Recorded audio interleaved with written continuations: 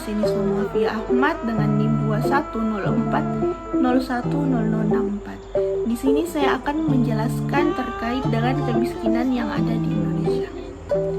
Berikut penjelasannya. Salah satu contoh masalah sosial yang disebabkan oleh faktor ekonomi adalah kemiskinan. Kemiskinan merupakan masalah sosial serius yang dihadapi oleh pemerintah Indonesia. Meskipun telah berjuang puluhan tahun untuk membebaskan diri dari kemiskinan, kenyataan memperlihatkan bahwa sampai saat ini Indonesia belum bisa melepaskan diri dari belenggu masalah kemiskinan. Sedangkan di Indonesia, salah satu landasan yang digunakan untuk menentukan apakah seseorang termasuk kategori miskin atau tidak adalah dengan mengacu pada kriteria yang telah ditetapkan oleh Badan Pusat Statistik atau BPS. Kemiskinan memiliki berbagai arti di Indonesia. Definisi kemiskinan menurut BPS adalah kemiskinan merupakan ketidakmampuan untuk memenuhi standar minimum kebutuhan dasar yang meliputi kebutuhan makanan maupun non-makanan. Penduduk miskin adalah penduduk yang berada di bawah suatu batas atau disebut sebagai garis kemiskinan. Kesenjangan ekonomi atau ketimpangan antara kelompok masyarakat berpendapatan tinggi dan kelompok masyarakat berpenghasilan rendah, serta tingkat kemiskinan atau jumlah orang yang berada di bawah garis kemiskinan merupakan dua masalah besar di banyak negara berkembang, tidak terkecuali di Indonesia. Kemiskinan dipahami dalam berbagai cara. Pemahaman utamanya meliputi yang pertama, gambaran kekurangan materi yang biasanya mencakup kebutuhan pangan sehari-hari, sandang, perumahan, dan pelayanan kesehatan. Kemiskinan dalam arti ini dipahami sebagai situasi kelangkaan barang-barang dan pelayanan dasar. Yang kedua, gambaran tentang kebutuhan sosial, termasuk keterkucilan sosial, ketergantungan, dan ketidakmampuan untuk berpartisipasi dalam masyarakat. Hal ini termasuk pendidikan dan informasi. Keterkucilan sosial biasanya dibedakan dari kemiskinan karena hal ini mencakup masalah-masalah politik dan moral dan tidak dibatasi pada bidang ekonomi. Yang ketiga, gambaran tentang kurangnya penghasilan dan kekayaan yang memadai.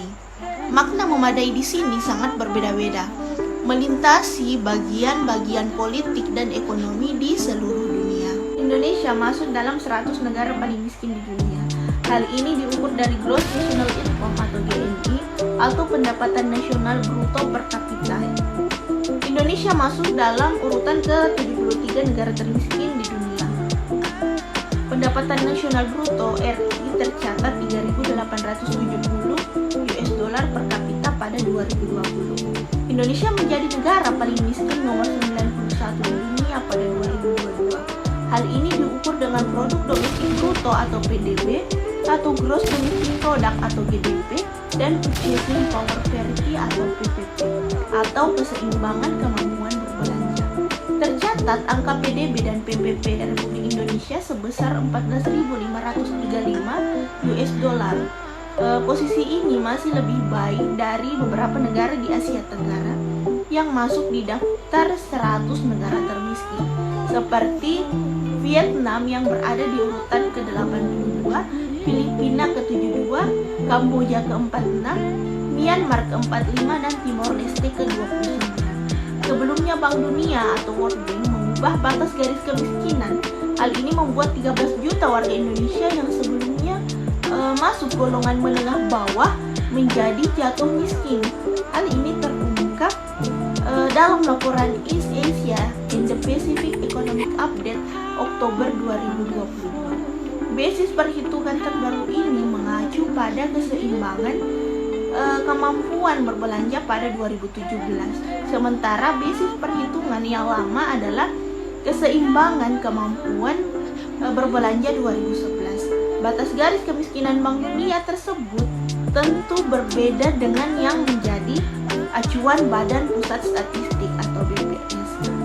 Dalam basis perhitungan terbaru, Bank Dunia menaikkan garis kemiskinan ekstrim dari 1,9 US dollar menjadi 2,15 US dollar per kapita per hari. Dengan asumsi kurs Rp15.216 per dolar AS, maka garis kemiskinan ekstrim Bank Dunia adalah Rp32.812 per kapita per hari atau Rp984.360 per kapita per bulan. Pemulihan ekonomi berdampak positif pada peningkatan kesejahteraan masyarakat. Hal ini tercermin dari tingkat kemiskinan Indonesia per Maret 2022 yang kembali menurun menjadi 9,54% dari semula 9,71% di bulan September 2021. Angka kemiskinan menurun meskipun ambang batas garis kemiskinan Indonesia meningkat seiring meningkatnya berbagai risiko perekonomian. Ambang batas garis kemiskinan pada Maret tahun 2022 meningkat sebesar 4% menjadi Rp505.469 dari sebelumnya Rp486.168 pada September 2021. Meskipun garis kemiskinan mengalami peningkatan, angka kemiskinan di Indonesia tetap dapat diturunkan. Perbaikan tingkat kemiskinan pada Maret 2022 terjadi secara merata, baik di seluruh pulau di Indonesia maupun di tingkat pedesaan dan perkotaan. Secara spasial, tingkat kemiskinan di perkotaan menurun menjadi sebesar 7,5% yang sebelumnya pada bulan September tahun 2021 sebesar 7,6%. Sementara itu, angka penduduk miskin di pedesaan mengalami penurunan menjadi 12,29% yang sebelumnya pada bulan September 2021 sebesar 12,53%. Sektor pertanian yang menyerap lebih banyak pekerja serta produksi padi yang lebih tinggi pada awal tahun 2002 dibandingkan pada tahun 2021 turut menopang perbaikan kondisi pendapatan di pedesaan. Ketidakpastian global di tahun ini masih akan membayangi perekonomian di dunia, tak terkecuali di Indonesia.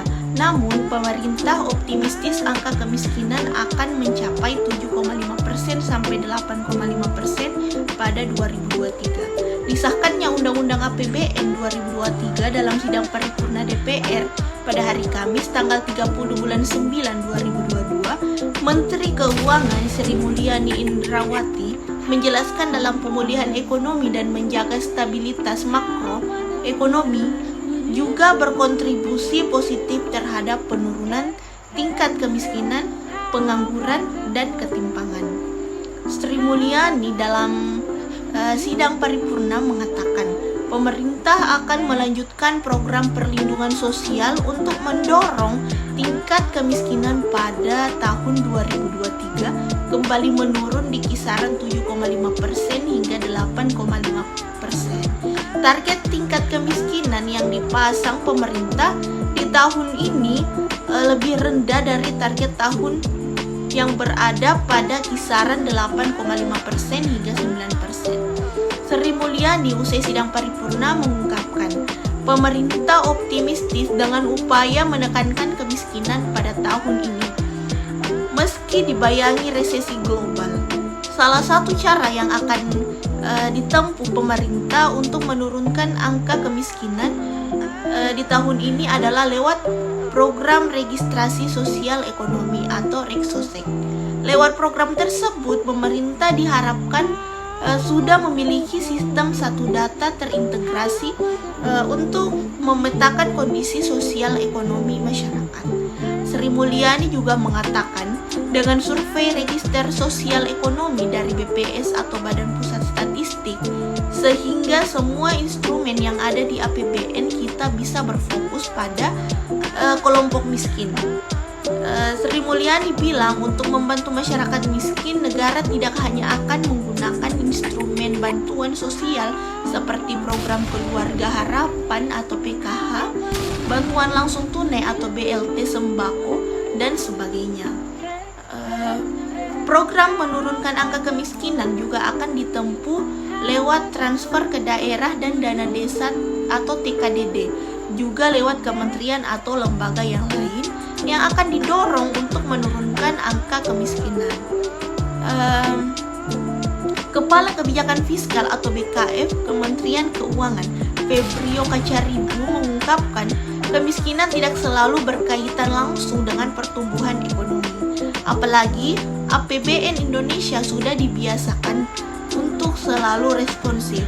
Febrio mengatakan fleksibilitas dari APBN itu menjadi fitur yang cukup berharga, di mana kalau ada gejolak saat ini kita sudah 2 tahun terakhir selalu mengatakan bahwa tema utama dari APBN adalah shock absorber.